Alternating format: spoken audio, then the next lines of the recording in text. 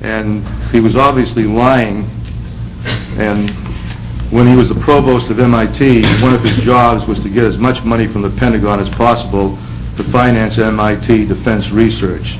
He also happened to be on the executive board of SAIC, the Science Science Applications International Corporation Incorporated, which is a contractor for the Defense Nuclear Agency to provide dosage reconstructions, which are invariably low and used by the VA to shoot down veterans' claims. This committee has determined that all of the nuclear bomb test series in the Pacific and Nevada, only Operation Red Wing was experimental because the military aircraft that were flown through the mushroom clouds were not equipped with the filters used to collect air samples. If they were equipped with filters, I suppose their missions would not have been regarded as experimental. As of this moment, this is when I wrote this, to the best of my knowledge, none of the other tests have been deemed experimental by this committee. I hope this will change. Well, as I pointed out at the beginning of my talk, it does seem to be changing because of what you came up with on Buster Jangle. Further, the committee relied exclusively on governmental sources instead of their own faculties to reach this conclusion, considering all the information available about these tests, which is now apparently being rectified. Can you imagine the uproar that would ensue when participants in the other test series learned that the tests they were in were not considered experimental?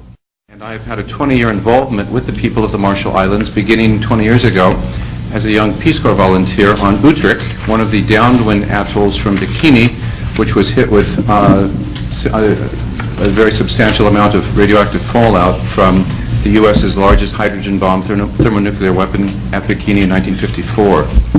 I learned very early on that all was not well with the people of Utrecht, and it was my experience after having been on Utrecht for 1 month as a Peace Corps volunteer that I encountered my first foray with East meets West in the form of a Brookhaven National Laboratory survey, then under the auspices of the Atomic Energy Commission, headed up by Dr. Robert Kennard, the then director of the Brookhaven team, assessing the follow-up program in the aftermath of Bravo from 1954. In 1975, as a young Peace Corps volunteer, I inquired to Dr. Kennard about the potential harm to women and reproduction as a consequence, a latent effect of radiation. And before the community-wide village meeting between Brookhaven and the people of Utrecht, I was told in no uncertain terms that that was not my bailiwick, that I really had no business making such an inquiry, and that I should stick to my formal Peace Corps duties of teaching English and setting up an agricultural cooperative.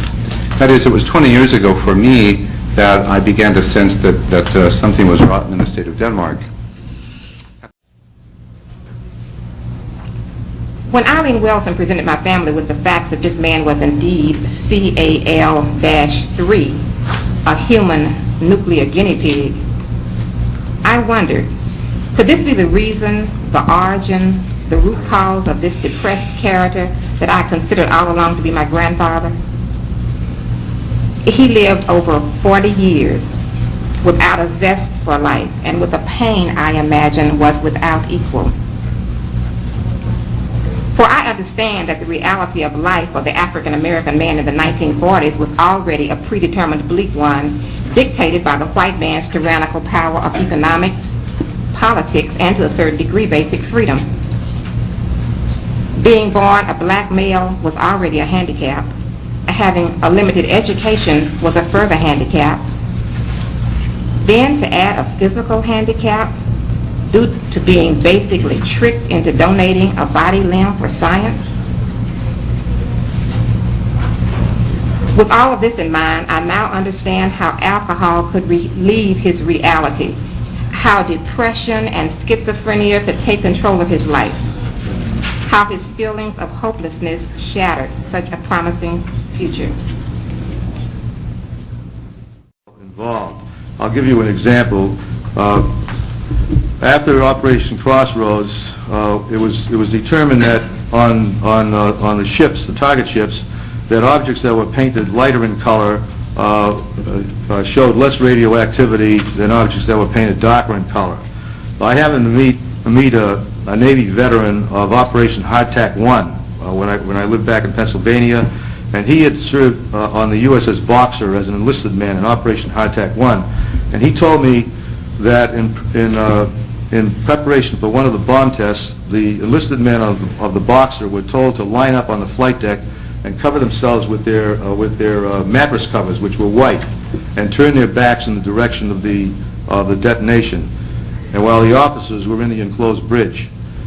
This is what he told me, and he said that when the bomb went off, they could feel the heat, the blast, see the bones in their arms, and he said that not long after that, his hair began to fall out. He was only 18. When he went aboard the Boxer, he had a full head of bright, flaming red hair.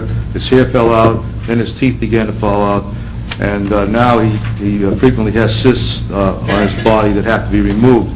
And we hear this constantly from veterans, the same story about the teeth, the hair, and the cysts. And so